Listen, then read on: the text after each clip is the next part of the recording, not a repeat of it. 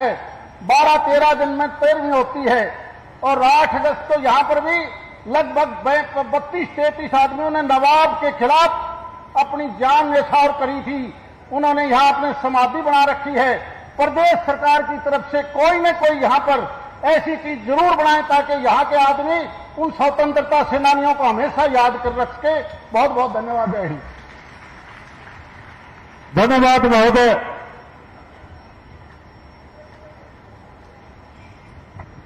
बोले भारत माता की।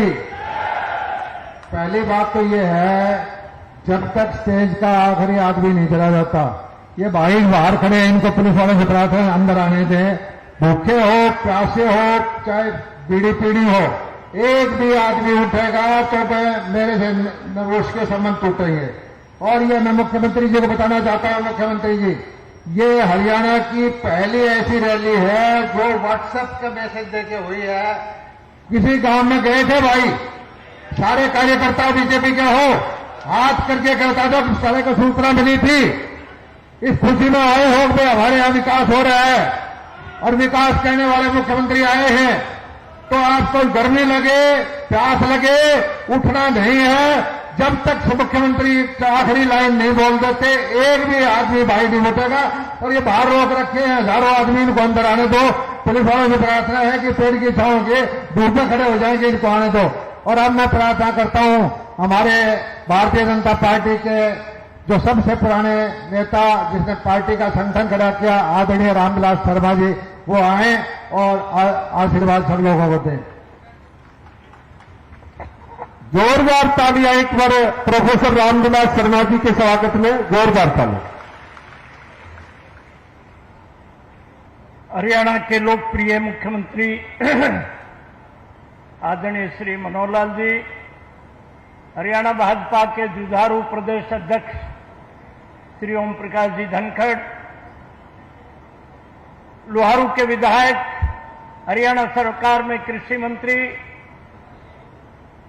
यशस्वी कृषि मंत्री भाई श्री जेपी दलाल, हमारे लोकप्रिय सांसद भिवानी महेंद्रगढ़ लोकसभा से चौधरी धर्मवीर सिंह, हमारे भिवानी के विधायक श्री घनश्याम जी सराफ, दादरी से विधायक श्री सोमवीर सांगवान, पार्टी के जिला अध्यक्ष शंकर जी धूपड़,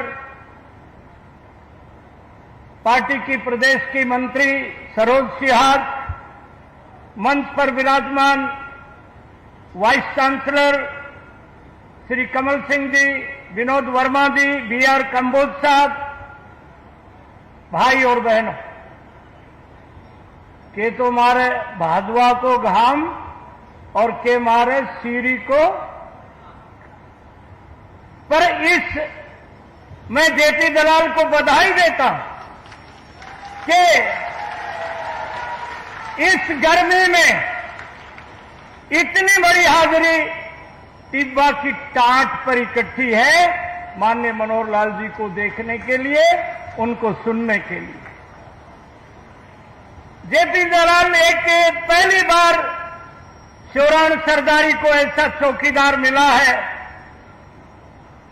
गांव गांव में घूमते हैं। आज यदि हम चौधरी बंसीलाल को याद नहीं करें, इन बाड़ू के टिब्बों में सबसे पहले नहर चौधरी बंसीलाल ने बनवाई। पर इन नहरों में आखिर तक पानी श्रीमान मनोहर लाल जी ने पहुंचाया।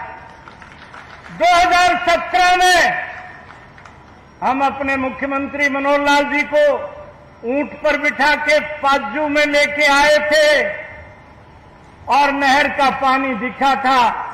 ओम प्रकाश जी बड़वा वाले उस समय विधायक थे। मैंने विधानसभा में पूछा, ओम प्रकाश जी सही बताओ। बोले जी पानी तो नहर में पाजू में उस दिन आया। आज ये सारा इलाका काम उसको कहते हैं जो सर पर चढ़ करके बोले। आज हमारे माननीय मुख्यमंत्री जी के कार्यकाल में 8 साल में इस बाड़ू रेत की सुध किसी ने ली है। नहरों में पानी आया है, पर कई कांग्रेस जो है ये चौरान सरदारी, ये सांगवान खाप यहां पर सुन रही है।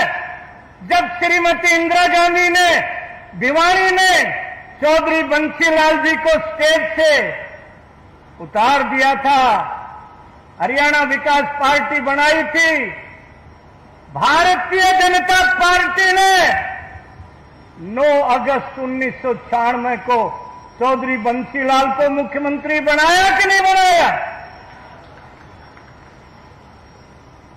आज बिना भारतीय जनता पार्टी के बिना कोई लाल माई का लाल नहीं बना। अरे इब मनोहर लाल महारा अपना लाल हो गया घर में भाई। भारतीय जनता पार्टी ये राजनीति की गंगा है। आज रवि महमिया ने बीजेपी में हमने उनका स्वागत किया, बहन मुकेश पहाड़ी का हमने स्वागत किया। थोड़े से दिन पहले चौधरी धर्मवीर को मैं लेके आया। हाँ, जो बात है इतिहास है वो मैं अपने कुनबे को नहीं बताऊं तो किसको बताऊं? सोमवीर सांगवान थोड़ा सा चूक कर गया, पर चलो भूलिया भटका मानस तो अपनाए हैं। अगले 20-25 साल भारतीय जनता पार्टी की ये गंगा बहेगी। कई लोग सपने ले रहे हैं। एक इटली का भाणजा ऐसा है, वो पाटोड़ी गोज में हाथ दिए तो अच्छा लगता है, पर जब मुंह खोले तो बटोड़े में आते जिसको गोश से निकले। सपने ले रहा है। हमने विधानसभा में बाढ़ के साथ में खड़े होकर गालियां नहीं दी सरदारों। हमने विधानसभा में एक आदमी को कहा था, एक गांव में नंबरदार मर गया, पड़ोस का छोरा मात बूझन लग गया, माई नंबरदारी किसके आवे? बोले भाई उमराव के। बोले उमराव भी मर जा तो? बोले रमजा के। बोले रमजा भी कितने एक्सीडेंट में चला जा तो? मां समझ गई। बोला बेटा सारा गांव मर जाइयो, तेरा नाम नंबरदारी में नहीं।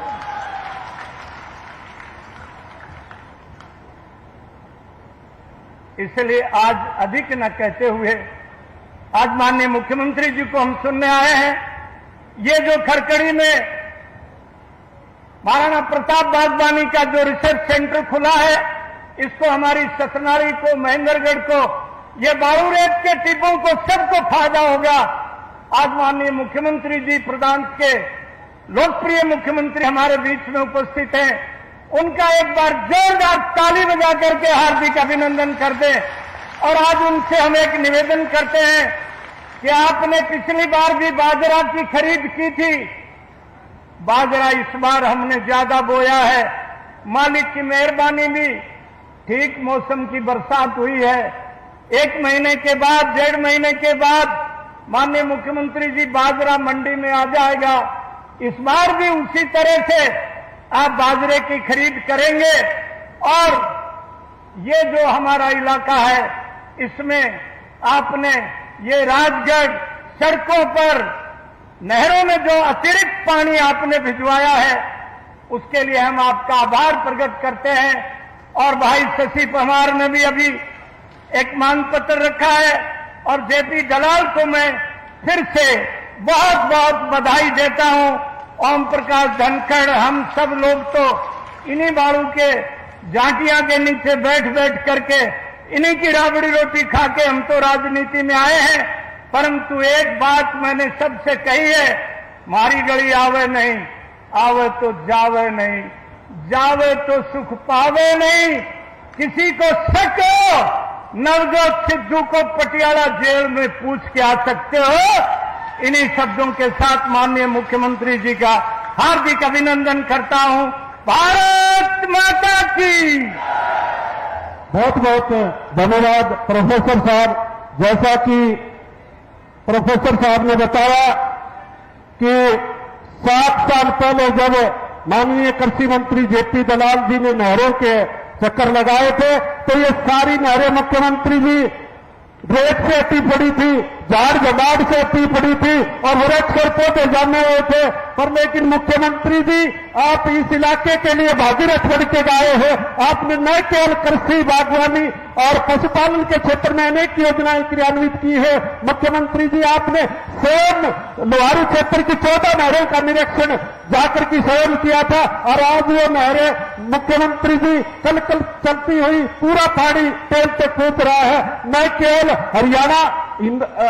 हरियाणा विधानसभा क्षेत्र ट्रेन पर पड़ता है। मुख्यमंत्री जी आप अंत्योदय की भावना से कार्य कर रहे हैं, बिना मांगे गरीब आदमी को हक दे रहे हैं।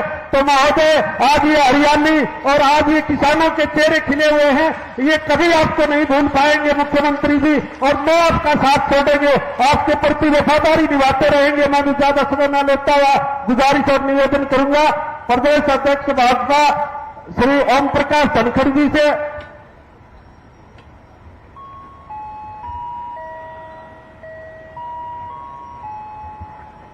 भाई धनखड़ साहब हमारी पार्टी के अध्यक्ष हैं, प्रोटोकॉल नहीं करता।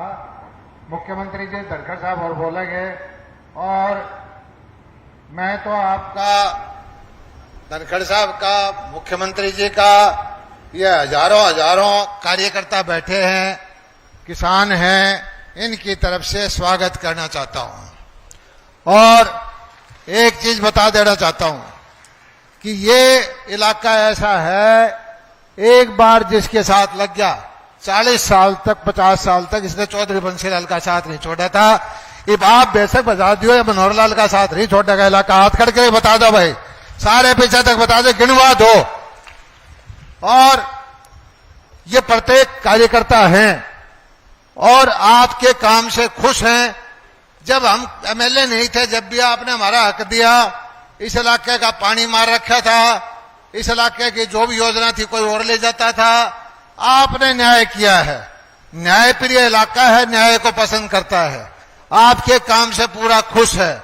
और मैं भी इनके साथ एक चीज बता देता हूं, भारतीय जनता पार्टी का चाहे प्रधानमंत्री हो, चाहे मुख्यमंत्री हो, चाहे अध्यक्ष हो, हाकिम बन के काम नहीं कर रहा है, सेवक बन के काम कर रहे हैं। और मालिक आप हो, मालिक लोकतंत्र में आप बैठे हो और आपकी सेवा करना हमारा दायित्व है। दूसरी बात यह है कि आज हम कोई आपसे हाथ जोड़ के ये कहते हैं, मांगना कुछ नहीं चाहते, जो आपका जी करे वो दे दियो, ना दोगे तो भी राजी, दोगे तो भी राजी। लेकिन ये एक चीज देख लेना, मैं फिर बताता हूं, इन आदमियों की आपने नब्ज पकड़ ली। 40 साल की जेपी दलाल रहे ना रहे और कोई रहे ना रहे, लेकिन ये भाजपा का झंडा नहीं छोड़ेंगे, मैं ये वायदा करता हूं। हाथ खड़े करके फिर बता दो कि आप भाजपा का झंडा नहीं छोड़ोगे। इतनी सी बात कहना चाहता हूं, मैं कोई राजनीतिक भाषण नहीं देना चाहता। गर्मी में भट्टी पे तपने लग रहे हो, मुझे पता है। और अब मैं प्रार्थना करता हूं हमारे अध्यक्ष जी से, ओम प्रकाश धनखड़ जी से, आप आए और संबोधन करें। जोरदार तालियां सभी से निवेदन है माननीय प्रदेश अध्यक्ष महोदय के स्वागत में।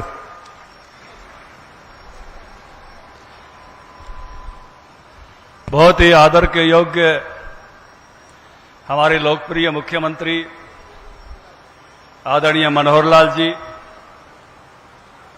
आज की जनसभा का जिन्होंने आपको न्योता दिया, आप सबको बुलाया और ऐसे बढ़िया मौके पे बुलाया, और इस गर्मी में राम भी ऊपर से एक टेंट और ताड़ने लग रहा है, वो भी आपका ख्याल कर रहा है। तो ऐसे मौके पर जिन्होंने न्योता दिया और एक अच्छे काम के लिए न्योता दिया, हॉर्टिकल्चर यूनिवर्सिटी का रीजनल सेंटर बनाने के लिए, ऐसे कृषि मंत्री जेपी दलाल जी, सांसद धर्मवीर सिंह जी, हमारी पार्टी के वरिष्ठ नेता रामविलास शर्मा जी, विधायक सोमवीर सांगवान जी, विधायक घनश्याम सराफ जी, भाई मुकेश डागर जी, हमारे शशि परमार जी पूर्व विधायक, हमारे तीनों वाइस चांसलर सुमेर सिंह जी, वर्मा जी, कंबोज जी, और अगर लोहारू हल्के में जनसभा हो और विजय शेखावत और कमलेश भोड़ुका का नाम ना लेऊं तो लगता है बीजेपी पूरी नहीं होती, क्योंकि ये पार्टी ऐसी है यहां लोग जिंदगी भर काम करते हैं।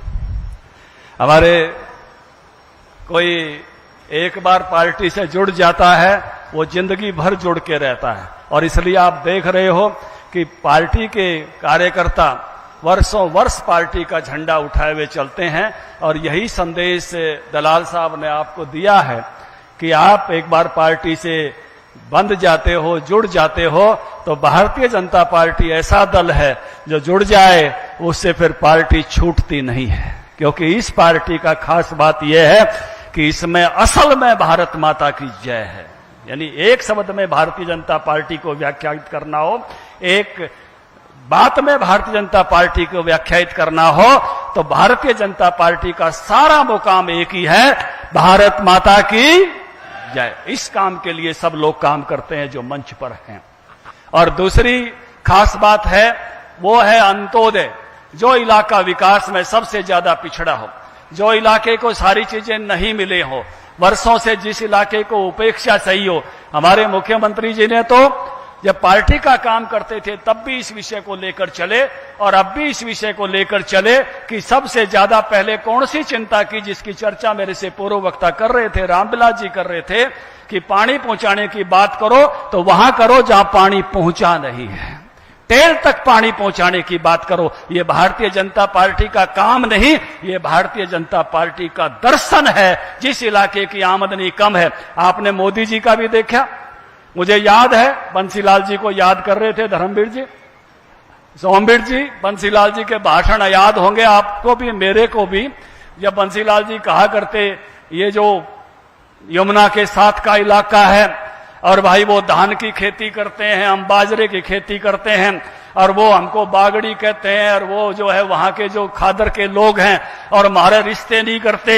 लेकिन मोदी जी की सरकार आई तो बाजरे के दाम धान के ऊपर के गए और बाजरे और धान वाला किसान बराबर करके दिखाया। इससे कोई खादर आड़ा और चाहे बागड़ आड़ा हो, रिश्ते में कोई फर्क वाली बात नहीं। बल्कि खादर के लोग सोचते हैं कि बागड़ की तरफ बढ़ा जाए। और आज तो जो दलाल साहब आपके लिए लेकर आए हैं वो हॉर्टिकल्चर का रीजनल सेंटर लेके आए हैं, बहुत बहुत बधाई की बात है।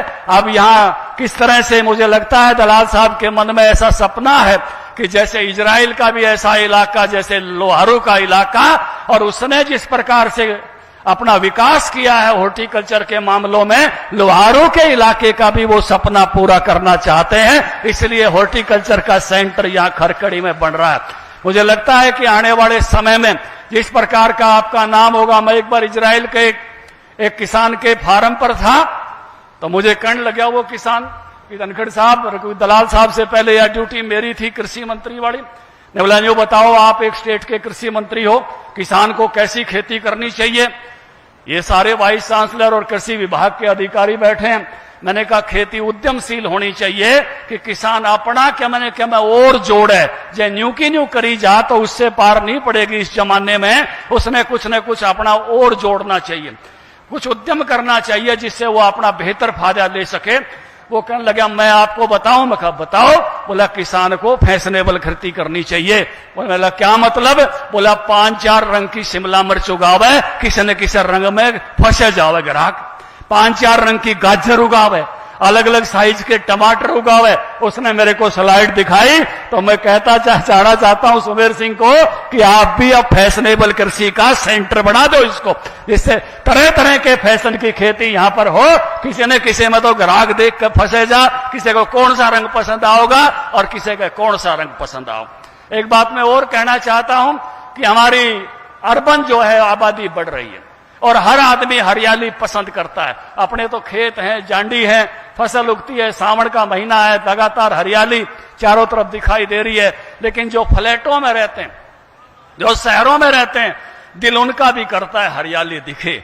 और एक नई चीज जो है, मैं दलाल साहब को भी कुछ दिन पहले ये बात मैंने फोन करके कही थी और आज मैं वाइस चांसलर साहब को भी कह रहा हूं कि जो ऑर्नामेंटल पौधे हैं जो घरों में सजाए जाते हैं, कुछ अंदर सजाए जाते हैं, कुछ घर के बाहर सजाए जाते हैं, उन सब का भी कोरस शुरू कराओ। इनकी बिक्री शहरों में आजकल बड़ी भारी हो रही है। इनको संभालने वाले और इनकी बिक्री एक नए जमाने की जरूरत है, क्योंकि हर आदमी को हरियाली चाहिए। तो ऑर्नामेंटल खेती के जो है आप ऐसे कोरस शुरू कराओ, जिससे सजावटी पौधे जो घरों के अंदर और बाहर होते हैं और सजावटी फूल जो घरों के अंदर और बाहर होते हैं उसकी खेती पर भी आप अपने को बढ़ाइए। एक बात मैं कृषि मंत्री के समय से कहता आया हूं, आज फिर से उसको दोहरा रहा हूं। दलाल साहब को भी, मुख्यमंत्री जी को भी ये आग्रह मैं करता रहा हूं और इनके ध्यान में भी है कि किस तरह से हमारे आसपास बहुत बड़ा बाजार है दिल्ली का, और हमको अपने बहुत सालों से जो हम अनाज उगाते रहते हैं, अब अनाजों में तो और भी कई राज्य आगे आ गए हैं। गेहूं में मध्य प्रदेश आगे आ गया है, धान में छत्तीसगढ़ झारखंड आगे आ गए हैं। हमको हॉर्टिकल्चर की दिशा में बढ़ना चाहिए, उस नाते से पशुपालन की दिशा में बढ़ना चाहिए, फिशरीज की दिशा में बढ़ना चाहिए, और दिल्ली की ये जो 4 करोड़ लोगों की मार्केट है इस पर कब्जा करना चाहिए। ये बहुत बड़ी मार्केट है, अगर इस मार्केट को हम पकड़ लेंगे तो हमारे जेब में कभी पैसों की कमी नहीं रहेगी। हमारे यहां से सब्जियां जाएं, हमारे यहां से दूध जाए, हम ऐसे इतने दिल्ली के नजदीक हैं, इसलिए एक ब्रांड भी हरियाणा सरकार का रजिस्टर हुआ है, हरियाणा फॉर फ्रेश। हम आज के शाम का दूध आज दिल्ली में पिला सकते हैं, आज के दिन की सब्जियां आज शाम को दिल्ली में बनवा सकते हैं, और आज शाम को तो आज दिन में तोड़े हुए फूलों से दिल्ली की किसी भी मैडम का जन्मदिन मनवा सकते हैं। ऐसा हरियाणा है, हमारी सड़कें इतनी अच्छी हैं, हमारे रास्ते इतने अच्छे हैं, और हमारे पास ऐसा नजदीक है, 3 तरफ से हम दिल्ली से घेरते हैं। जो बाकी बातों में इसका जोर लगाते हैं, इस बात में भी इस बात का जोर लगाएं। निश्चित रूप से एक बात मैं और कहूंगा, मैंने भी एक ऐसा रीजनल सेंटर जो है रैया में खुलवाया था, लेकिन कांग्रेसी यानी उसका टोक लगा दी थी, कई दिन धरने पर बैठे रहे। इसलिए मैं कहना चाहता हूं, इनसे जरूर बचियो। रैया में वो टोक लगा के बैठ गए थे धरना देके, कोई न कोई काड़ी हांडी पहले टांग लियो, कांग्रेसी को नजदीक नहीं आवे। वैसे तो रामविलास जी कह रहे थे कि कांग्रेस की जो हालत हो गई है उस हालत में से अब घनी गुंजाइश नहीं है। कुछ भाई तो आ गए हैं और कुछ दरवाजा खटखटा रहे हैं। अभी पूछ रहे थे मुख्यमंत्री जी, दरवाजा खटखटाया जा रहा है, खोल लें कि ना खोल लें, ऐसा माहौल है, उसको आप समझ लीजिए। अब कांग्रेस जिस बिखराव पर है, मेरे इशारे से समझ गए होंगे कि आप कौन कौन खटखटा रहे हैं। ये भारतीय जनता पार्टी का बढ़ता हुआ कुनबा और आपका भारतीय जनता पार्टी के बढ़ता हुआ जन समर्थन, पूरा माहौल बदल रहा है। इसलिए ठीक कहा था दलाल साहब ने, अब भारत माता की जय की पार्टी है तो भारतीय जनता पार्टी है। गरीब आदमी, अंतिम व्यक्ति के लिए वाटर मैनेजमेंट का सबसे ज्यादा फायदा जो मनोहर लाल जी की सरकार में हुआ वो इस जिले को हुआ है, इस इलाके को हुआ है। जो भावांतर भरपाई की योजना इतनी आगे दलाल साहब के समय में आगे बढ़ी है, जो इन बागवानी फसलों का भी बीमा बढ़ा है, और जो हमने वादा करके हम सरकार में आए थे कि ओले पड़ेंगे तो सरकार के खजाने में पड़ेंगे, पारा पड़ेगा तो सरकार के खजाने में पड़ेगा, ये 8 सालों में हमने करके दिखाया है। 8,500 करोड़ रुपया किसानों के खाते में भेजकर अब आपके खेत में ओले पड़ते हैं तो तवा मुद्दा मारने की जरूरत नहीं पड़ती। जब अपनी माँ या घर में कोई बुजुर्ग महिला कहती थी भाई ओले पड़ रहे हैं, तावड़े से तवा मुद्दा मार दे, अब तो तवा मुद्दा मारने की अगर जरूरत पड़ती है तो सरकार के फाइनेंस सेक्रेटरी को पड़ती होगी कि भाई कम पड़े, मुआवजा ज्यादा ना देना पड़े। लेकिन सरकार ने 1,000 करोड़ से भी ज्यादा प्रति साल मुआवजा देके किसानों की को जोखिम फ्री करने का काम किया है। ऐसे अपने मुख्यमंत्री और अपने कृषि मंत्री परसों ही शाम को बैठे हुए थे, जो गाय पशुओं में बीमारी आई हुई है लंबी वाड़ी की, कैसे हम इस लंबी बीमारी से, इसके वायरस से निपटे और किस तरह से पूरे हरियाणा के पशुधन को स्वस्थ रखें। पशुओं की चिंता करते हुए तुरंत उस काम में जुट गए हैं। किसानों की चिंता इस सरकार की पहली प्राथमिकता है। मैं एक बात कहना चाहता हूं कि दिल्ली में मोदी जी की सरकार, हरियाणा में मनोहर लाल जी की सरकार, इससे पहले की सरकारों से तुलना कर लो। कोई ऐसी सरकार थी जिसने किसानों को किसान सम्मान निधि दी हो? ये पहली सरकार है जिसने किसानों को किसान सम्मान निधि दी है। कांग्रेसी भाई बात जरूर करते हैं स्वामीनाथन की, वो 8 साल तक रिपोर्ट दबाए बैठे रहे थे। हमने A2+FL देने का काम किया तो हमारी सरकारों ने किया, और सीधा अकाउंट में पैसे देने का काम किया तो मोदी और मनोहर लाल जी की सरकार ने देने का काम किया। इतना अच्छा जोखिम फ्री करने का काम किया तो हमारी दिल्ली की और यहां की सरकारों ने किया। हर क्षेत्र में किसान के लिए सर्वश्रेष्ठ करने का काम किया है। पुरानी सभी सरकारों से आप आकलन कर सकते हो। भाषण कोई भी करे, लेकिन उस भाषण के अंदर जाके देखना कि किसान का सच्चा हितैषी कोई है तो भारतीय जनता पार्टी है, नरेंद्र मोदी जी है, मनोहर लाल जी ने करके दिखाया है। इन्हीं शब्दों के साथ पुनः मैं आपको बधाई देता हूं आज के इस समारोह की और आज के इस घोषणा की जो यहां रीजनल सेंटर बन रहा है। जरूर लोहारू के इलाके का इजराइल की तरह से विकास करने का जो सपना है वो साकार होगा। आप सबको नमस्कार, भारत माता की जय। बहुत बहुत धन्यवाद महोदय। अब मैं अध्यक्ष जी से एक प्रार्थना करूंगा कि दो विभूति हमारी भारतीय जनता पार्टी ज्वाइन कर रहे हैं, रवि महमिया और मुकेश पहाड़ी, विधिवत रूप से पटा बना के भाजपा में ज्वाइन करा दो। इससे हमारे भिवानी जिले में बहुत मजबूती मिलेगी। पंडित रवि महमिया जी कई बार गांव वैल के सरपंच रहे हैं सर, जिला परिषद के सदस्य रहे हैं सर, और इंडियन नेशनल लोकदल के पदाधिकारी हैं। जोरदार तालियां माननीय प्रदेश अध्यक्ष महोदय ओम प्रकाश धनखड़ जी, कृषि मंत्री जेपी दलाल जी, शंकर दुप्पड़ जी, सरोज बाला चौरान जी। जोरदार तालियां सभी से निवेदन। रवि महमिया जी को विधिवत रूप से भारतीय जनता पार्टी में शामिल कराए और साथ में श्रीमती मुकेश पहाड़ी जी को भी विधिवत रूप से भारतीय जनता पार्टी की सदस्यता ग्रहण करी। धन्यवाद महोदय। आपने प्रदेश अध्यक्ष महोदय ने केंद्र और राज्य सरकार की कल्याणकारी नीतियों के बारे में विस्तार से बताया।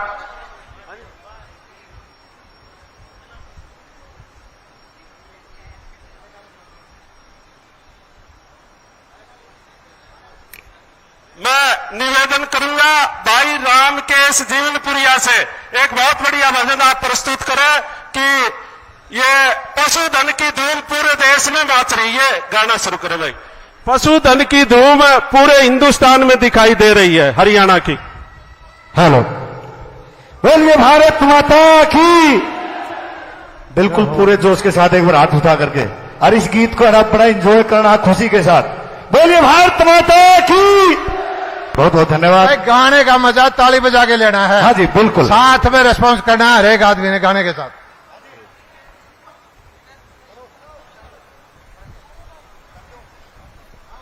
शुरू करो भाई, रामकेश जी शुरू करें। हाँ जी हाँ जी।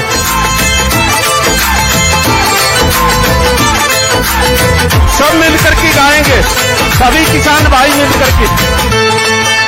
पशुपालन में है कमा दिन रात मेहनत करता है, मुर्रा लागी नंबर 1 पे दूध के टैंक यो भरता है। सारे मिल के सेवा कर रे बोले इनका काम रे।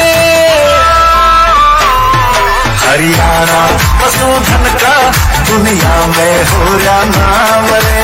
हरियाणा जोरदार तालियां सभी से निवेदन। दुनिया में हो रहा नाम रे। हरियाणा पशुधन का दुनिया में हो रहा नाम रे।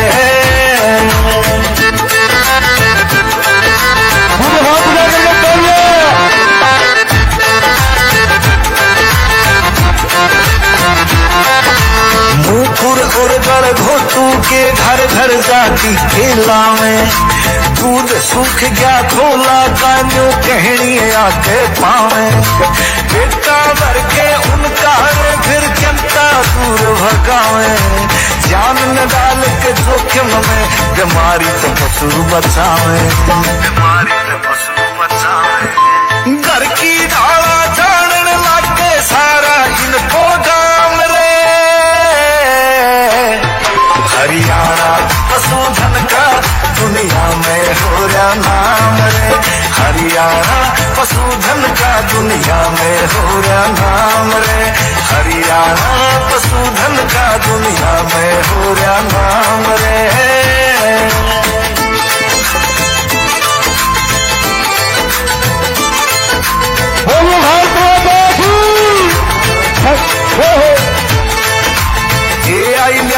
ने कर दिया घेर बदलियो मोटा, लाखों में बिकने लगा यो मारा मुर्रा जोटा। नस्ल सुधर की पशुआ की दुख भाग गया यो छोटा। बाल की भी कम पड़ जा सेना देवे थी एक लोटा। ये पशुआ थे भी बहुत घने ये बट्टे से इनाम रे।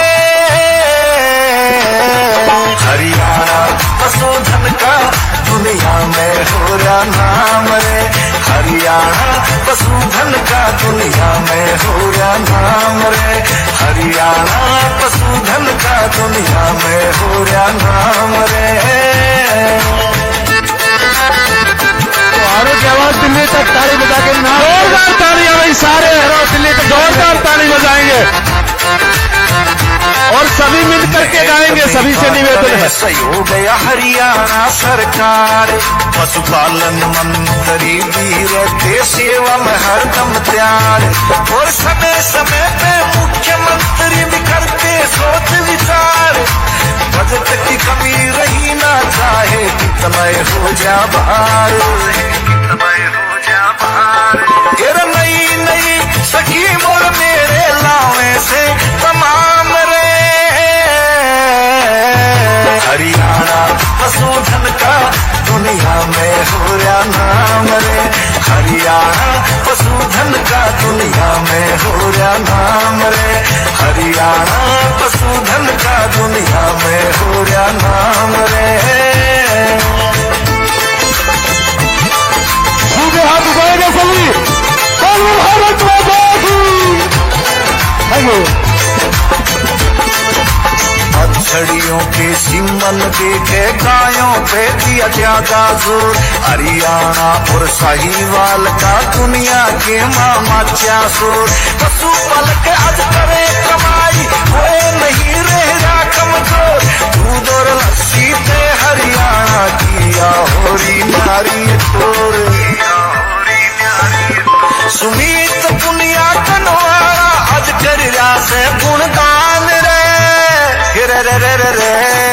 हरियाणा पशुधन का दुनिया में हो रहा नाम रे, हरियाणा पशुधन का दुनिया में हो रहा नाम रे, हरियाणा पशुधन का दुनिया में हो रहा नाम रे। बोलो भारत माता की। बहुत बहुत धन्यवाद। जोरदार तालियां। हरियाणा के पशुधन का दुनिया में हो रहा नाम रे, और हरियाणा का जोटा पूरी दुनिया में मुर्रा नस्ल का जोटा और भैंस प्रसिद्ध है, जो कि ब्लैक गोल्ड के नाम से जानी जाती है। माननीय मुख्यमंत्री महोदय के कुशल नेतृत्व में आज हरियाणा नए कीर्तिमान स्थापित कर रहा है, और हरियाणा की गिनती आज विकसित प्रदेशों में हो रही है। हरियाणा ऐसा प्रदेश बन गया है कि जहां बिन मांगे गरीब को हक दिया जा रहा है, और हरियाणा में सेवा का अधिकार नियम लागू करके और घर बैठे ही योजनाओं का, सरकार की योजनाओं का लाभ मिल रहा है। मैं ज्यादा समय न लेता हुआ गुजारिश और निवेदन करूंगा, गरीब किसान और मजदूर के सच्चे हितैषी, युवाओं को योग्यता के आधार पर रोजगार देने वाले, अंत्योदय की भावना से कार्य करने वाले, भ्रष्टाचार मुक्त सुशासन मुहैया करवाने वाले माननीय मुख्यमंत्री मेरी तरफ देख रहे हैं, तो मैं ज्यादा समय नहीं लेगा। मैं गुजारिश करूंगा माननीय मुख्यमंत्री महोदय से कि वो आशीर्वचनों से अनुग्रहित करें। एक बार जोरदार तालियां माननीय मुख्यमंत्री महोदय के स्वागत में। बोलिए भारत माता की, बोलिए भारत माता की। मुख्यमंत्री मनोहर लाल जिंदाबाद, मुख्यमंत्री मनोहर लाल जी जिंदाबाद, प्रधानमंत्री नरेंद्र मोदी जिंदाबाद, प्रधानमंत्री नरेंद्र मोदी जी जिंदाबाद। एक बार माननीय मुख्यमंत्री महोदय के स्वागत में जोरदार नारे लगाएंगे। जोरदार तालियां, सभी से निवेदन, जोरदार तालियां, दिल्ली तक आवाज जानी चाहिए।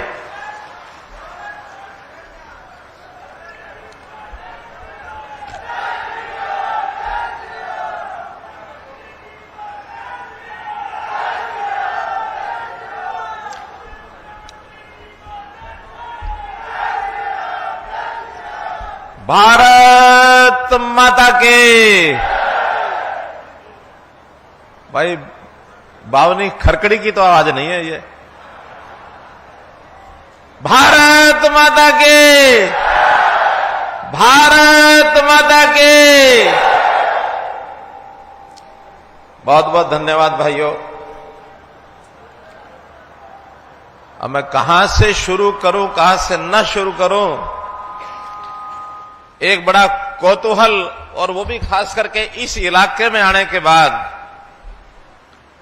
बहुत पुरानी यादें वो आज ताजा हो रही हैं। ये ठीक है कि आज तो अब हमारे कृषि मंत्री जेपी दलाल साहब यहां के विधायक हैं, लेकिन ये कितना घूमे कितना नहीं घूमे, मुझे पता कि मैं जिस इस इलाके में शायद इनसे भी ज्यादा घुमा हूंगा। चाहे इधर ढिघावा है, काकुड़ली, फिर जुई, फिर हमारे इसरोवाल, कैरू, लोहारू, बहल,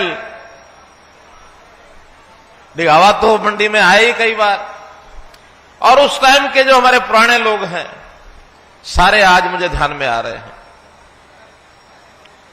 जब हमें ये रामकिशन शर्मा कुड़ल वाले ये स्कूटर पर बैठा करके ले जाया करते, विजय शेखावत ये भी अपने ढाणी में ले जाते, बाजरा के रोट और फिर सांगर का साग, नूनी, लस्सी, राबड़ी सब ये खिलाया पिलाया करते। तो मुझे तो ये लगता है कि शायद उस टाइम मैं यहां का एमएलए था। दलाल साहब आज तो आप ही है ना, आज तो आप ही है ना। दलाल साहब इतना काम करते हैं यहां कि इनकी बात को कभी मोड़ता नहीं।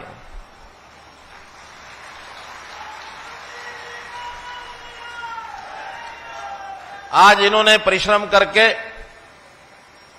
इतना बड़ा जन समूह, जंगल में मंगल ये कर रखा है। इतने बड़े समूह में आज हमारे बीच में हमारे प्रदेश के बहुत जुझारू अध्यक्ष श्री ओम प्रकाश जी धनखड़, जिनको भी आपने सुना, हमारा सौभाग्य कि इनकी बात सुनने का भी आज हमको मौका मिला। खूब भागदौड़ करके पूरे प्रदेश में पार्टी के संगठन को मजबूती से आप खड़ा कर रहे हैं। और फिर क्या कहने हमारे सांसद चौधरी धर्मवीर सिंह जी रोजाना कुछ ना कुछ नई बात हमको ये बताते हैं।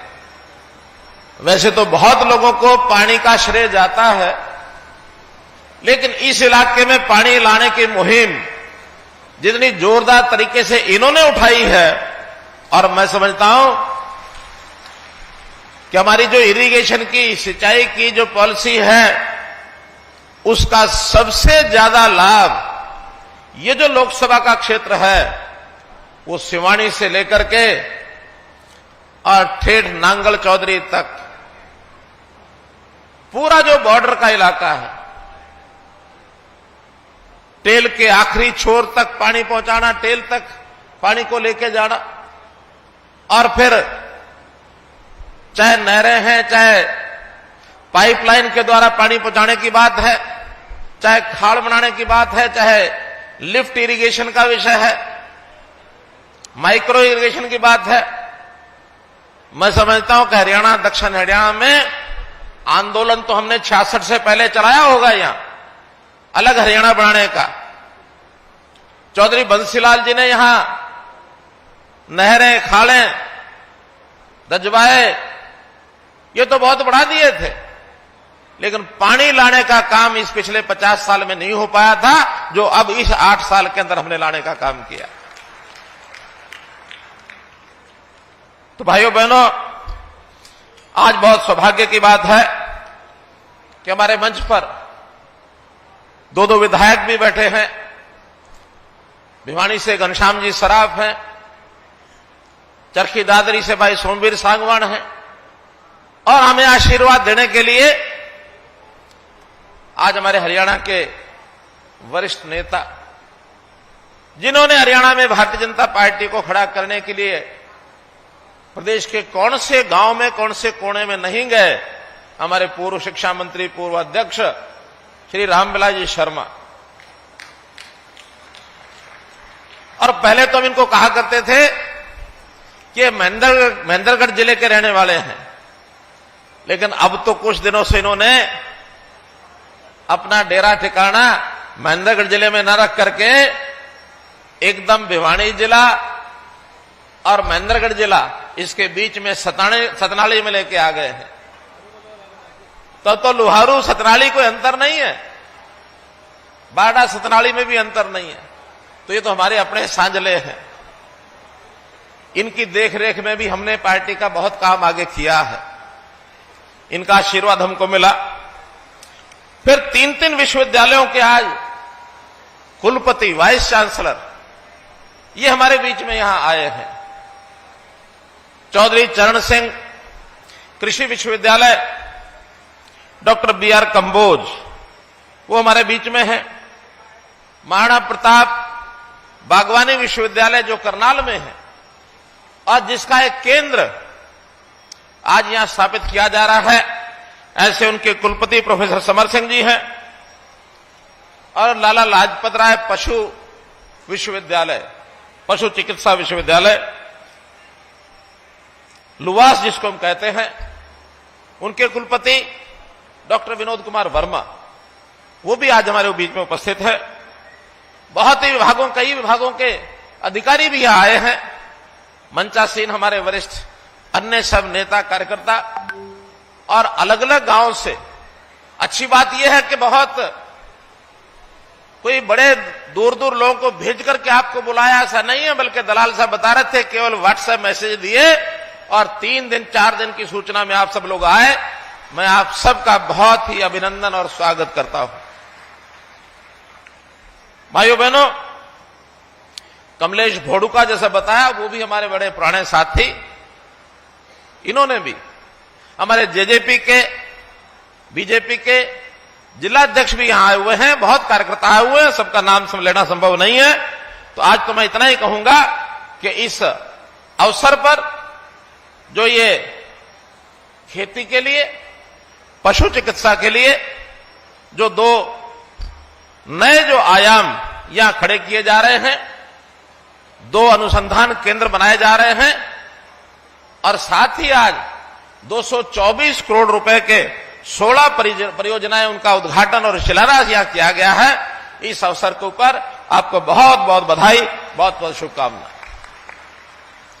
भाइयों बहनों, जैसा हम जानते हैं, जब इस देश में अनाज की कमी आई थी तो इस उत्तर भारत ने, खास करके हरियाणा, पंजाब का भी नाम ले सकते हैं, यहां के किसानों ने हरित क्रांति इसके माध्यम से और पूरे देश के अन्न संकट को खत्म किया था, भरपूर अनाज पैदा किया, अपने देश के लोगों का पेट भरने का काम ये हम लोगों ने किया और इतना पैदा कर दिया कि अब तो सरप्लस होने लग गया। गोदामों में पड़ा पड़ा खराब भी हो रहा, खाया नहीं जाता है। कोविड के दिनों में मुफ्त खूब बांट लिया, उसके बाद भी अनाज खत्म नहीं है, बल्कि कुछ देशों में अब हम अपने अनाज को एक्सपोर्ट भी करने लग गए हैं। ये बहुत अच्छी सारी बातें हुई, लेकिन एक बात ऐसी भी हो गई, जाने अनजाने में वो हमने थोड़ा सा कष्ट झेलना भी शुरू किया कि हमने उसकी क्वांटिटी, उसका यानी मात्रा तो उसकी बढ़ा दी, अनाज तो बहुत पैदा कर दिया, लेकिन उसका जो गुणवत्ता है, उसकी क्वालिटी है, वो गिर गई। और वो इसलिए गिरी कि हमने जो खाद है, केमिकल का खाद, जो हमारा यूरिया है, पोटाश है, डीएपी है और इस तरह के जो खाद हमने डाले हैं, पेस्टिसाइड्स डाले हैं, उसके कारण से अनाज की क्वालिटी खराब हुई और कुछ ना कुछ जाने अनजाने में हमारे शरीर को रोग भी लगने लग गए हैं, प्रदूषण भी पैदा हो गया। तब ये ध्यान में आया है कि नहीं, हमको थोड़ा सा दिशा बदलनी पड़ेगी। अनाज भले थोड़ा कम हो जाए, लेकिन अच्छी क्वालिटी का होना चाहिए। हां, जब अच्छी क्वालिटी का होगा तो कम होने के बाद भी उसका भाव ज्यादा मिलेगा, आमदन पहले से ज्यादा हो जाएगी। और अनाज के बजाय यदि हम फल हैं, सब्जियां हैं और इस प्रकार के किसान की आय के साधन अगर बढ़ाएंगे, मछली पालन का काम है, मधुमक्खी पालन का काम है, खुंबी का काम है, इस प्रकार के अगर कामों में आगे बढ़ेंगे तो बिना जमीन के भी, जमीन कम होने के बावजूद भी किसानों की आमदन बढ़ जाएगी इस प्रकार का हमारा एक सारे प्रदेश में तो है ही है, देश भर में भी इस प्रकार का काम नरेंद्र मोदी जी ने आह्वान किया है कि हमको थोड़ी दिशा बदलनी चाहिए। हरियाणा में इसकी हम पहल कर रहे हैं और हरियाणा की पहल के नाते हमने बागवानी और पशुपालन इस पर जोर दिया है। हमने ही आने के बाद महाराणा प्रताप बागवानी विश्वविद्यालय इसकी स्थापना की कि बागवानी का काम बढ़ाओ। उसके लिए जिस प्रकार की सहायता चाहिए, सब्सिडी चाहिए, अच्छा बीज चाहिए, अनुसंधान केंद्र चाहिए और कहीं खराबा हो जाए तो उसका मुआवजा भी भरपूर देंगे। तो इस प्रकार से बागवानी के काम को आगे बढ़ाना शुरू किया। पशुपालन का काम हमने बढ़ाना शुरू किया है। हमारे विश्वविद्यालय पर जो लाला लाजपत राय पशुपालन का हमारा पशु चिकित्सा का विश्वविद्यालय है, उसने उसमें और प्रगति की है। तो इस नाते से पहले जो हरियाणा कृषि विश्वविद्यालय है, इसकी ख्याति सारी दुनिया में है।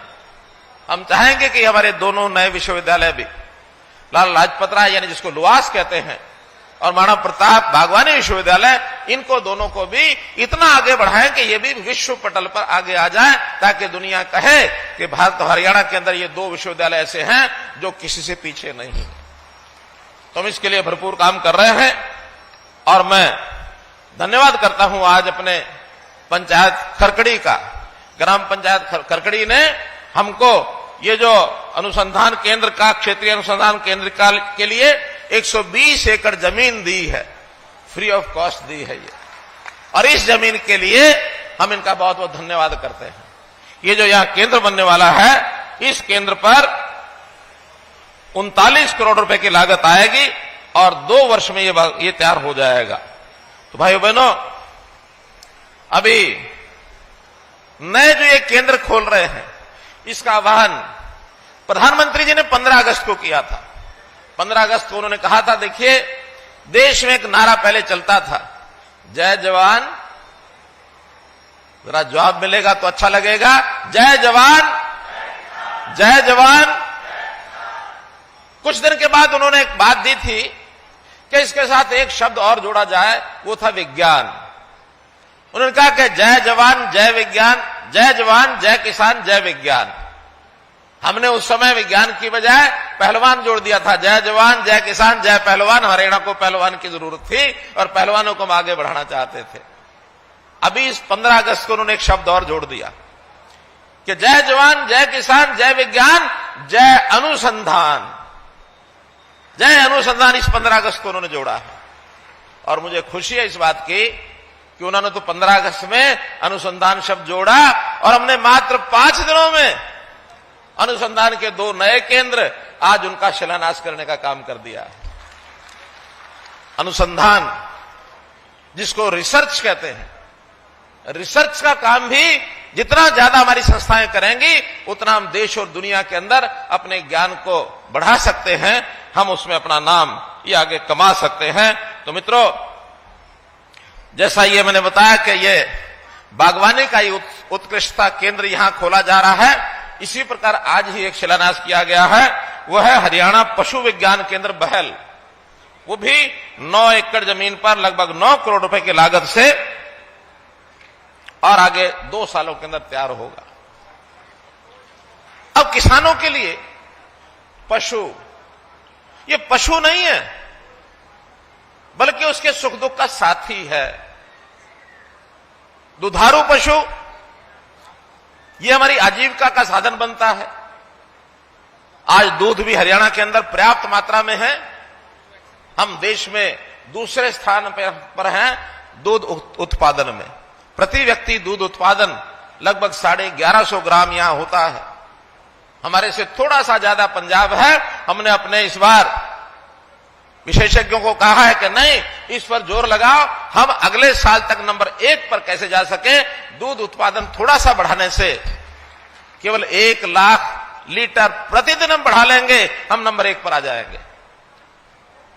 1 लाख का मतलब केवल 7000 पशु दूध वाले और हम बढ़ा लें, 15 किलो एक देगा तो 1,05,000 लीटर, ये प्रतिदिन बढ़ जाने से ही हम नंबर पे 1 पर आ सकते हैं। और इसके लिए हमने काम शुरू कर दिया है। अभी जो गरीब परिवार हैं उनको हमने रोजगार मेलों के माध्यम से कहा कि परिवार का एक आदमी आओ, कोई काम अच्छा करो, आपकी आमदन बढ़ जाए। तो आपकी जानकारी के लिए जितने लोग आए हैं, गरीब परिवार जिनकी आमदन 1 लाख रुपया साल से भी कम है, अर्थात महीने की 7-8 हजार रुपया महीने की आमदन है, ये अपना कोई काम करें। तो जितने लोग आए हैं उसमें से 60% लोगों ने कहा हम पशुपालन का काम करेंगे, हमको 1 लाख रुपया 2 लाख रुपया लोन दिला दो, हम पशु बांधेंगे, सेवा करेंगे, दूध आएगा, हम उसकी बिक्री भी करेंगे, घर का भी काम चलेगा। हमने उनके सबके 1 लाख से 2 लाख रुपए तक के लोन मंजूर कर दिए हैं मित्रों, उनके लोन मंजूर कर दिए। हमारी घर में हमारी माता, दादी, बहन, घर की महिलाएं भी पशुपालन में और उसके बाकी सारी पशुओं की सेवा करने में उनका भी बहुत बड़ा योगदान होता है। तो इस नाते से महिलाएं भी जो आई हैं आगे, उनको भी हमने इस काम में उनका सहयोग किया है। बैल जो है वो हमारे खेती का साधन होता था। अभी अलग बात है कि आज वैज्ञानिक युग आने के बाद मशीनीकरण हो गया तो बैलों का उपयोग हमने कम कर दिया है। अब हम ट्रैक्टर लाने लग गए हैं और उसके माध्यम से अपना खेत जोतते हैं, बड़ी बड़ी मशीनें भी आ गई हैं। लेकिन ये नहीं भूलना चाहिए कि आज हम जहां पहुंचे हैं वो उसी बैल के किए हुए काम के कारण से, और वही सीढ़ी थी जहां से हम आगे बढ़ के गए हैं। तो इसलिए हमारे पशुओं का जो ये योगदान है कृषि को, खेती को, किसान को, ये भुलाया नहीं जा सकता। इसलिए हम पशुओं को आगे बढ़ाने के लिए, पशुओं के जो रोग लगते हैं उनका उपचार, विश्वविद्यालय हमारा लुआस है ही है इसमें। मैं इसमें एक जानकारी आपको देना चाहता हूं। आजकल जैसे मनुष्यों में, आदमियों में कोविड आ गया था, कोरोना आ गया था, ऐसे इन दिनों एक बीमारी पशुओं में आई हुई है, LSD जिसको कहते हैं, लंपा त्वचा रोग। लंपा त्वचा रोग ये हरियाणा में धीरे धीरे फैल रहा है। देश के बाकी कोनों में भी इससे समाचार आ रहे हैं। लेकिन इसकी रोकथाम के लिए हम सब किसानों को ध्यान रखना पड़ेगा कि अगर किसी पशु को टेस्टिंग के बाद या जो उसके लक्षण होते हैं वो लक्षण दिखाई देते हैं, उस पशु को बाकी पशुओं से अलग बांधना शुरू करो। जैसे हमने आदमियों को आइसोलेशन किया था, क्योंकि बीमारी एक दूसरे को टच करने से भी फैलती है, एक दूसरे के साथ सांस लेते समय भी उसके शरीर में जा सकती है। इसलिए लगभग 28,000 पशु सारे हरियाणा में 20 लाख में से वो कल तक का आंकड़ा था जो इसमें प्रभावित हो चुके हैं। भिवानी जिला हालांकि उसमें बचाव में है, दादरी भी बचाव में है, लेकिन ज्यादा सिरसा है, फतेहाबाद है, कैथल है, कुरुक्षेत्र है, अंबाला है, यमुनानगर है, इन जिलों में थोड़ा ज्यादा फैला है। फिर भी ये बीमारी का पता नहीं लगता है। हम थोड़ा सावधानी रखें और उसमें हमारे वैज्ञानिक जो हैं, डॉक्टर जो हैं, उसमें संदेश दे रहे हैं कि क्या क्या हमको विज्ञान उसका ध्यान रखना है। सरकार ने तय किया है कि हर पशु को हम एक वैक्सीनेशन का टीका लगाएंगे। 20 लाख पशु हैं हरियाणा में, जिसमें से अभी 3 लाख टीके आ चुके हैं। 17 लाख का हमने ऑर्डर दे दिया है कि बहुत जल्दी टीके उपलब्ध होने पर, जैसे उपलब्ध होंगे 7 दिन के अंदर अंदर सभी पशुओं को इंजेक्शन वैक्सीनेशन के हम लगाएंगे। इसलिए हम चूंकि मनुष्य इस रूप में भुगतभोगी हैं, इसलिए किसानों ने गांव में जिनके घर में पशु है इस वैक्सीनेशन को जरूर लगवा लेना है। हां, जिसको ये बीमारी हो गई है उसको नहीं लगाना है, लेकिन जो स्वस्थ हैं उनको इसलिए लगाना है कि ये बीमारी उन तक फैले नहीं, आगे ना बढ़े। इसलिए इस काम को जरूर ध्यान रखना है। यहां जो पशुओं का ये जो एक अनुसंधान केंद्र बन रहा है, एक आइडियल स्थान पर हम बना रहे हैं। ये एक लुआस केंद्र का, और ये हमारा एक सेंटर होगा, एक्सटेंशन सेंटर, क्योंकि इससे पहले पशुओं की बीमारी के लिए लोगों को या तो हिसार जाना पड़ता था यूनिवर्सिटी में, या फिर महेंद्रगढ़ में एक केंद्र वहां जाना पड़ता था। इन दोनों के बीच में बहुत बड़ा इलाका है, पशुओं को क्योंकि बहुत दूर तक ले जाया नहीं जा सकता, इसलिए इस काम के लिए इस केंद्र का बहुत बड़ा उपयोग होगा। यहां पशुओं की कोई बीमारी का उनका ऑपरेशन करना पड़ेगा तो उसके लिए भी सुविधाएं होंगी। यहां पर डायग्नोस्टिक लैब होंगे, एक्सरे मशीन होगी, और ब्यात वाले जो पशु होते हैं, प्रसूति का केंद्र वो भी होगा। तो इस हिसाब से ये सब काम भी है। जैसा मैंने बताया कि फिशरीज, मछली पालन एक बहुत बड़ा व्यवसाय ये हरियाणा में होने जा रहा है, और हमारे कृषि मंत्री दलाल साहब ने तो पूरा जोर लगा रखा है। कि हमने अगले साल तक जितना भी हमारा इस समय फिशरीज का काम है इसको कैसे डबल किया जाए, तो इसके लिए गढ़वा गांव में ही एक 32 एकड़ में नया फिशरीज का उत्कृष्टता केंद्र यानी एक्सीलेंस सेंटर ये बनाने की मंजूरी हमको मिल गई है। इसके लिए केंद्र से हमको 30 करोड़ रुपया मिलने वाला है। इसलिए गढ़वा गांव की पंचायत का भी मैं धन्यवाद करता हूं, उन्होंने भी अपनी 30 एकड़ जमीन ये सरकार को देने का वायदा कर लिया है। मित्रों, मैं यही बताऊंगा कि अब आगे जमाना ऐसा आ रहा है, बागवानी हो या पशुपालन हो, इसको बढ़ावा देना है हमको। और अगर कृषि मोटा अनाज या बाकी अनाज उसकी फसल थोड़ी कम भी होती है तो चिंता मत करें, कारण क्या कि हमारी आमदन अब बागवानी से ज्यादा बढ़ेगी, पशुपालन से ज्यादा बढ़ेगी, और ये हो भी रहा है।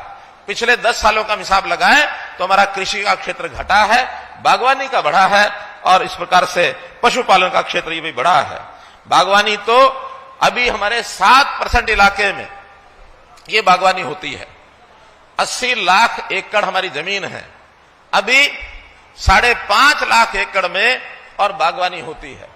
लेकिन हम 2030 तक आने वाले 8 साल के बाद इस 7% को 15% करने वाले हैं, और 15% करना है तो हमको बहुत सी उनको सुविधाएं भी देनी है। धान के स्थान पर बागवानी की जाए, इसके लिए विशेष योजना बनाई। हालांकि इस इलाके में धान नहीं होता, लेकिन हरियाणा में जहां भी धान छोड़कर अगर बागवानी पर कोई आएगा तो उसको लगातार 3 साल तक 7,000 रुपया किले का उसको हम देंगे, 7,000 किले का देंगे। और जो बागवानी की योजनाएं वो अलग होंगी। ये तो इसलिए कि उसमें पानी यानी धान में पानी की खपत ज्यादा होती है, धान नहीं लगाएंगे तो पानी बचेगा। पानी बचाने के लिए हम 7,000 रुपया एकड़ का उनको दे रहे हैं। जो बागवानी लगाएंगे उसके लिए अलग से सब्सिडी वो जो मिलती है वो आपको दी जाएगी। और उसमें वृक्षारोपण कोई करेगा तो 75,000 रुपया प्रति हेक्टेयर की सब्सिडी उन्हें तय की है। 75,000 रुपया अर्थात 30,000 रुपया एकड़ ये सब्सिडी पर्याप्त होती है। जिसे पेड़ लगाने हैं तो पेड़ लगाने का काम करें। हम इसी प्रकार से प्रधानमंत्री जी ने आह्वान किया था, ड्रैगन फ्रूट की खेती करेंगे, इसमें भी लाखों रुपए का। खजूर के पेड़, इसमें भी लाखों रुपए प्रति हेक्टेयर का इसकी स्कीम हमारी बनी है जो सब्सिडी देंगे। अर्थात इस पर भी ड्रैगन फ्रूट जहां हो सकता है, फल होता है ड्रैगन फ्रूट, वो विदेश में उसका एक्सपोर्ट भी होता है। हमारे यहां तो शायद उतना ज्यादा नहीं होता, लेकिन विदेशों में बहुत मांग है उसकी। खजूर अपने को पता है, तो इस इलाके में खास करके थोड़ा जो रेतीला इलाका होता है उसमें खजूर बहुत हो सकता है।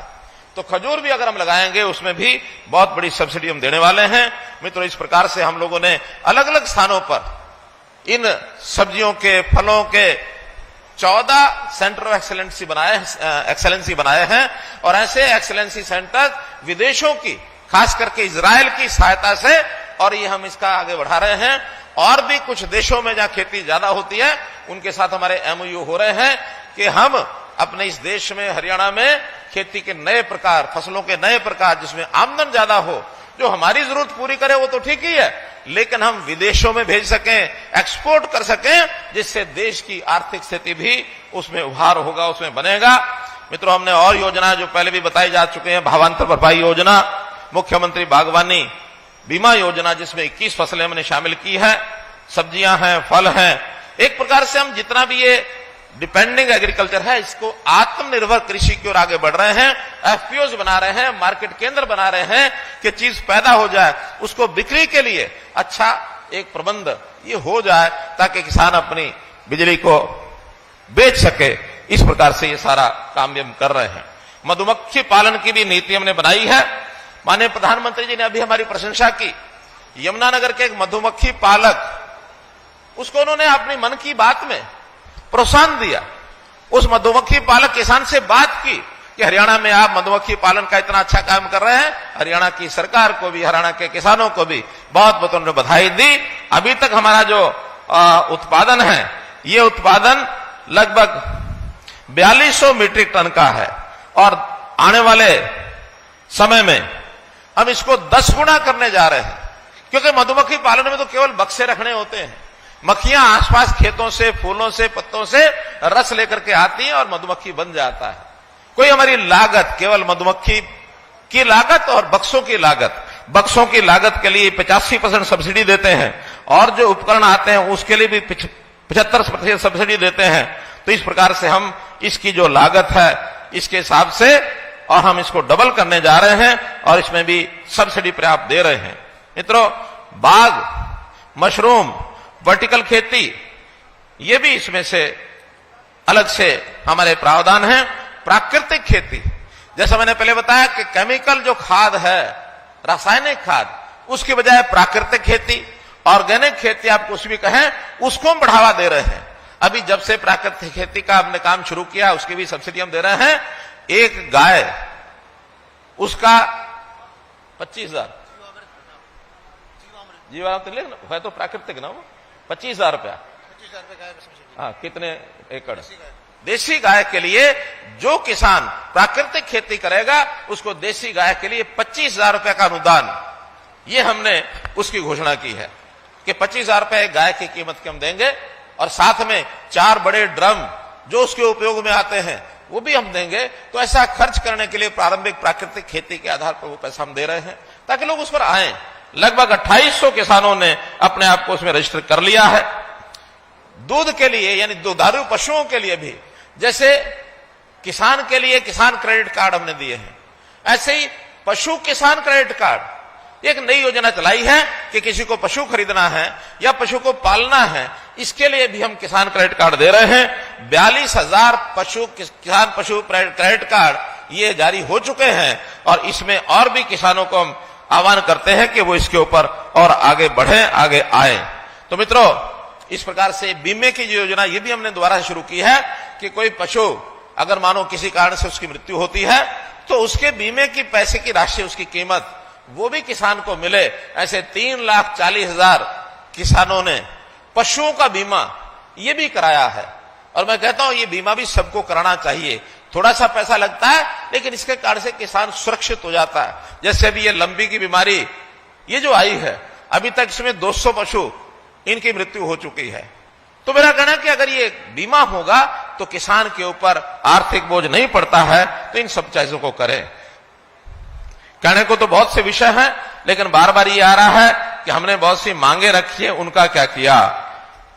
उन मांगों से पहले एक विषय जो मुझे आते ही नीचे जानकारी मिली, कुछ लोग यहां मिले हैं, उन्होंने कहा कि हम नायक जाति से हैं, और नायक, हेड़ी या इस प्रकार की कुछ जातियां, उसमें से कुछ तो अनुसूचित जाति में है पहले से, लेकिन नायक नाम से जो ये जाति है वो अनुसूचित जाति में नहीं है, बैकवर्ड क्लास में है।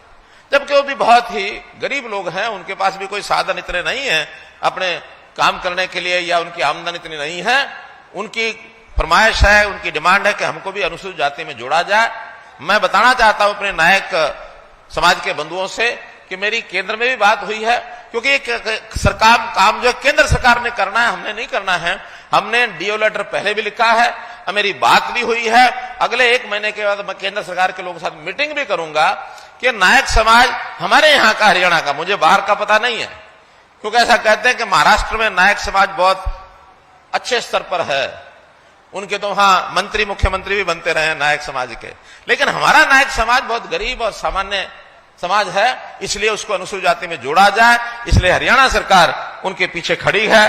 जरूर हम इसमें अपनी ओर से पूरा प्रयत्न करके उनकी इस मांग को पूरा कराएंगे। मित्रों, एक मांग पत्र यहां दलाल साहब ने भी दिया है, कुछ मांगे हमारे सांसद महोदय ने भी दी हैं। तो इस नाते से बहुत सी मांगे ऐसी हैं कि जिनकी अभी डिपार्टमेंट से सूचना भी नहीं मिली है, लेकिन जो डिपार्टमेंट से सूचना मिल गई है वो तो मैं घोषणा कर रहा हूं। जो नहीं मिली है उसकी फिजिबिलिटी जैसे ही आएगी तुरंत उसको लागू करेंगे। जो आई हैं उसमें पीडब्ल्यूडी की और 14 सड़कें, अब ये कुल 26 करोड़ रुपए की हैं। 2 करोड़ से लेके और 4, 4.5, 8 करोड़ की भी एक है। इंदीवाली अलुद्दीनपुरा सबसे बड़ी इसी में यह है। फिर सुरपुरा कला, सुरपुरा खुर्द, सिधड़वा, गोपालवास मंडोली, फिर खोरा टू सिंघाणी, कुरल टू ढाब ढाणी, Kural बड़दू China road, Bithan to चहड़ कला, चहड़ खुर्द से पाजू, ढाणी बगेसरा, ढाणी पैरलाल से ढाणी मिट्टी, झुप्पा खुर्द के अपोजिट जो रोड है, Dhani Dhirja approach road, Jhupa Khurd approach road है, Pataudi Siwani road, Bhera to Garhwa, Jhupa Bahal Obra Kairu Lohani road. इस प्रकार की ये सड़कें हैं 60 किलोमीटर की, 26 करोड़ रुपए की, ये सब मंजूर की जाती हैं। मार्केटिंग बोर्ड की जो सड़कें हैं भिवानी डिस्ट्रिक्ट की, चाहे वो नई सड़कें हैं चाहे वो स्पेशल रिपेयर की हैं, 32 तो नई सड़कें हैं 106 किलोमीटर की, और स्पेशल रिपेयर है 22 सड़कों की 103 किलोमीटर, और जो थोड़ी बहुत रिपेयर भी है जिनकी, वो भी लगभग 100 किलोमीटर हैं। तो ऐसे सब मिलाकर 20 करोड़ रुपए, 20 और 15 और 48, 63 और 20, 83 करोड़ रुपए की सड़कें ये मार्केटिंग बोर्ड ने मंजूर कर दी हैं। ये भी बनाना शुरू करेंगे। मित्रों, पंचायत विभाग की ओर से गांव में जिम लगाने की एक मांग रखी गई है।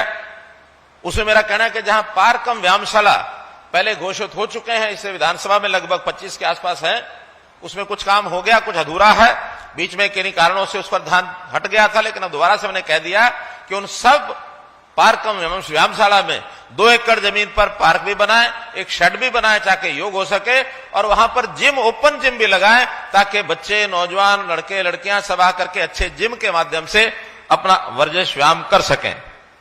ऐसे ही कुछ गांव के सामुदायिक भवन ये बताए गए हैं, इसको भी डिपार्टमेंट को हमने भेजा है। स्वास्थ्य विभाग में कई पीएचसी, सीएचसीज हैं, कुछ की नई बिल्डिंग है। डिपार्टमेंट को कहा है कि जल्दी से वो भेजें, और जहां जहां आवश्यकता है उसको सबको और भेजें। जैसा मैंने बताया, सिंचाई विभाग की सबसे ज्यादा अगर खर्च किसी एक जिले में किया गया है तो वो भिवानी जिले में किया गया, सिंचाई विभाग के ऊपर सबसे ज्यादा। फिर भी हमारे दलाल साहब ने सिंचाई विभाग के लिए 14 डिमांड और भेजी हैं, जिसमें डिस्ट्रीब्यूटरी है, माइनर है, तालाब भी है, कुछ माइनर का जीर्णोद्धार करना है। तो ऐसे 14 के 14, जैसे ही इसके अंदर डिपार्टमेंट को लोग इसको फिजिबिलिटी देख लेंगे, इन सब में होने वाले सारे काम कराए जाएंगे, कुछ छोड़ा नहीं जाएगा। पब्लिक हेल्थ के भी कुछ काम है। लोहारू शहर में सीवर पाइप लगाने का कुछ एरिया बाकी बचा हुआ है, इसको करा दिया जाएगा। स्टॉर्म वाटर का जो लोहारू का सिस्टम है, बरसाती पानी को निकालने का, हालांकि इस इलाके में पानी ज्यादा रुकता नहीं है, मुझे पता है। पानी एक बार आता है, बरसता है, और वो आधे घंटे में नीचे उतरता है, और उसके अगले 1 घंटे में जमीन इसको पी जाती है, इसलिए बहुत बड़ी समस्या नहीं है। फिर भी कहीं कीचड़ ना हो, कहीं छोटा मोटा पानी खड़ा होता तो ना हो, उसका जितना भी काम है वो कराया जाएगा। पीने के पानी के लिए जलघर, water storage tank, boosting station, ये कुछ डिमांड है, इसका भी फिजिबिलिटी लेकर के सब कराया जाएगा। खेल के लिए स्टेडियम की 7-8 गांव की डिमांड है। खेल विभाग ने एक मैपिंग की है कि हमने किस जिले में कौन से खेल को प्रोत्साहन देना है, और उसी हिसाब से कितनी दूरी पर स्टेडियम होने चाहिए। पुराने जो स्टेडियम है उनकी रिपेयर करना, वहां कोच भेजना, और वहां 2 कमरे जरूर बनाना ताकि वहां सामान रखा जा सके। ऐसे ही जहां जहां कुछ दूरी के ऊपर स्टेडियम नहीं है, उन गांव के अंदर नए स्टेडियम बनाने की खेल विभाग ने योजना अपनी बना ली है। तो मित्रों, ये कुछ मांगे ऐसी हैं जो लोहारू हलके की दी गई हैं। इसमें कुछ जो हो गई है, जिसकी फिजिबिलिटी चेक हो गई है, वो मैंने बताई है। बाकी सब बातें भी निश्चित रूप से बहुत जल्दी करा करके, और मंत्री जी को भी बता दिया जाएगा, डिप्टी कमिश्नर को बता दिया जाएगा, आपको भी जानकारी मिल जाएगी। आपने मेरी बात को इतना ध्यानपूर्वक तसल्ली से सुना, आपका बहुत बहुत धन्यवाद, बहुत बहुत आभार। और भाई, मौका होगा तो मैं फिर एक बार घूम जाऊंगा। धन्यवाद।